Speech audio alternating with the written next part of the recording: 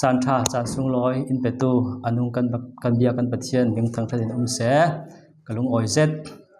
itevek pathian tu thang tha sim ding in chan kamu kanga ve ronga tampi lung oi na kanai chathiang hlim sirna kanai chi ngal ding Habakuk atumpi pathum afate hlaisari na theipi in ra annei lo i sabit 3 in sabit ara lo mana olive kong in olive ra an siat the i lo in roll aswa lo mana tu pol an thi the phai an thi phai the i cho in tla an long the man a kalung o in kachin anuam thau sianga tile boipa pathian chu irun tu asi chungnong mi boipa tha jang ipe zukneng bang in kake factor tangsang para himte in iret vekate sian not ling theipi in ra annei lo i sabit 3 in sabit ara lo mana olive kung e olive ra an siat the i lo i roll aswak lo mana tu pol an thi phai the i cho in ta an long the mana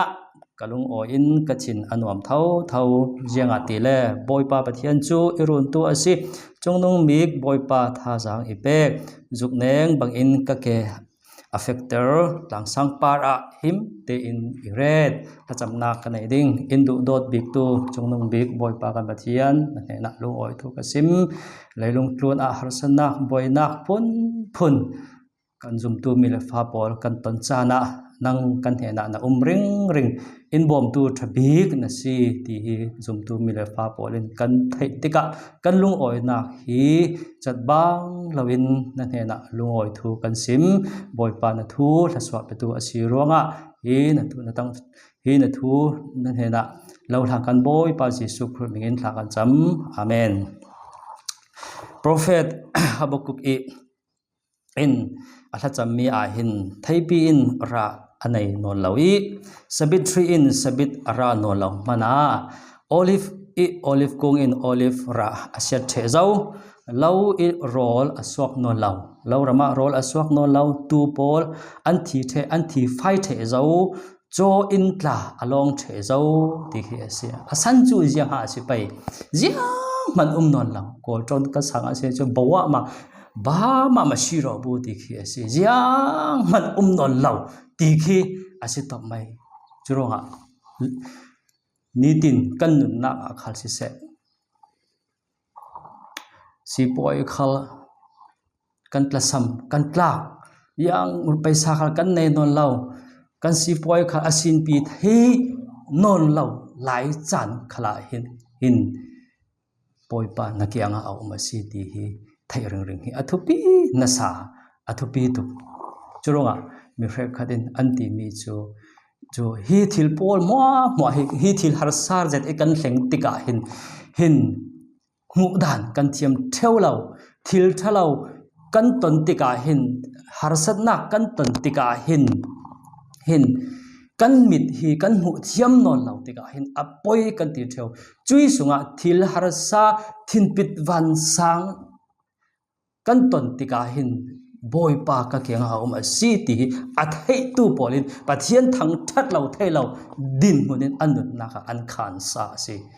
churonga hi thu thon pe parin bible sunga joseph nun te ka zau ka thei tika hin joseph hi egypt rama thong atlak tika hin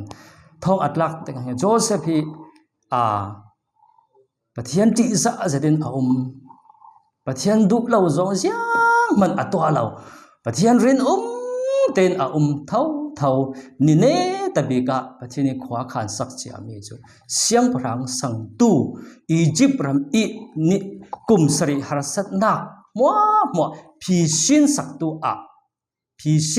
a hin pathianin areta churonga mitui kan siami bangin yang man kan bowa yang man non law myolen chet non law ringding non law tika hin lung oi na kan na kan hi na e sun chu jisu kat kenga a asi ti hi kan na ka hin tha sang lak ding a thupi na sa chun tul a kan dung kum aliam cha kum thum lai a khal hi e mi rek kat en hi covid din hun lai a khal chun a kai tha jang kam hu mi chu yang si de le chu covid lai a cha chu a pathian tu thon pol ko khoi khai non lo biak ina tla khom na khal kan nei thei non lo chun ma le sung khat a khal hi leng o khal anga non lo chumi lai chana kan rot dan kan min mi rek khat an rot dan chu o pathian thil ti hi mo arab thlak na sa pathian in thivek in red asi mo ti hi mo hluk nak vekin kan rot pang asi san chui sung a hin thil tha khal arak asi yang si ti si karel tu mi yang si ti chu biak in kan chumi lai chumi hlana chun na sa takin biak in a he kan pumpe tika hin kan pumpe ok dan hi pathianin minung ti sadani kan nung mo ti sadani kan nung e kan mai du nak vekin mi kan shoi tika hin pathianin adu lo ruanga hi covid lai e kan din mun hi covid lai a hin pathianin chu poli in thial sakse pinsin mu impact asi sir ding in impact asi churonga kan nun na ka hin thin pit van sang kan harsan na kan tot tika hin boy pa ka keng a asi boy pa nang na chun siang kim ato ti hi kan nun na ka hin zum tu mi le fa po hin kan zau thiam atul kan mu thiam atul na sa tu ve kan borak laya tu kalimiu kan chini kan silai chan a hi ve kan lai chana mi rek khat mi to ka ti zau bang tu ken mo na tron ding a ha sum le pai holding a har leilung tlun hi a chim vi vào pum chom ok na khal hi a har vi vào ti ka hin in kan nun na ka hin ai le in kha kan har vi vào ti ka hin boy pa na kyang a asi ti hi thei ring hi thupi na sa siang pharang ok ni na bungli chang khat sunga khal nu mai nu elisa san laya pathianin nu mai nu abai dong leiba in chon apasal chu prophet pakhat asive chu nu mai nu pasal chu arak thi san achi nu a leiba in arak tikahin chu mang bang an van sangin arak tika prophet Elisa nena afe i thula arak sim i hi leiba thon ka churonga hi leiba aya na fapa hi sal a karun lak ding asi ti hi prophet Elisa nena arak sim athula arak sim tika si na ina jiang tal na nei mo ti khe si jiang man kanai long kanai mi city lang khatte long ti khe si kanai mi city lang khatte long asi ti khe arak son chuti sin prophet Elisa chuti asile na in nen kiam kapa vel pol sang ola na ina ret ol ti khe arak sim chen an nu fate in hen kyang kap i ummi an min thai mi pol kyang kop pol bel pol an sang e chutin an ret chu anai sun mi te palang te kha chumi along nak bela asung i aza ten asung thlo pakhat asung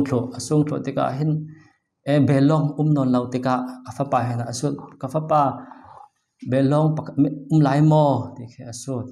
tika afapa non lau asi kanu tikhe ati non lau ati veten chui palang sungi siti cho kang tika alung oi tuk ilisan hena abung tlan hi jingtin katiding ati hi nalai ba nak ding sang zuar ola atang mi kha nan pum som na ka mang ti khe si chuwek thawin kan nun nak a hin zum tu mi le fa pol hi vek kan ton kan thei men ding chumi to ka jiang si in zir du jiang si in sim du asile chu numai nuin ilisan hena araklan e bomnak adil bang tukin kan ni khalin jiang vek thil har sa thin pit mang bang an hai kan tika jisu pan mai sading hi athupi na sa dekhi kan na ka churonga numai ilisan jiang tal na nai mo timi jiang tal na nai mo atimi chu siti lang khatte kan ai si tikhe si kan nai sun mi a hin pathian la so hi siar thiam ding hi athupi ngai labu pi songa kan sak theu mi chu leitlun a rethei zon zai katwar tika malmak nakin kawan sang kati la ya muifu pakhat nu pakhat sero boy pai pek mi in alau mang bang ter ding ti khi asi chuvek chek chi si tuni tuisuna boy pa pan hi athupi na sa muifu pakhat nu pakhat sere ra ola pathian thang that lo in na thei rim lo ding nanun naka lung oi naki a teng ding churong hapuk e la chammi anja manum non la bowa ma yang mat non lo ai ding tu ni thai jing mana in a non lo man sela kalung oi naki a thau jianga tile chungdung big boy pa in tha sang ipe ka ke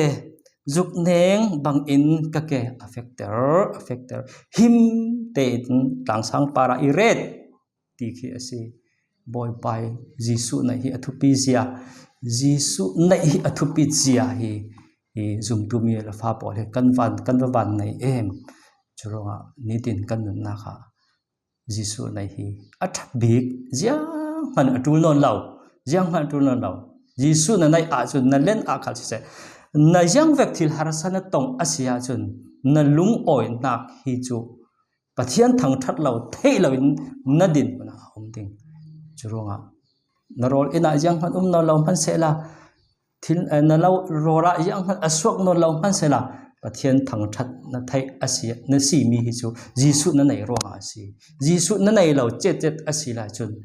sa khom mi ve kan din na si churonga kan nun ta ka hin jisu na hi tha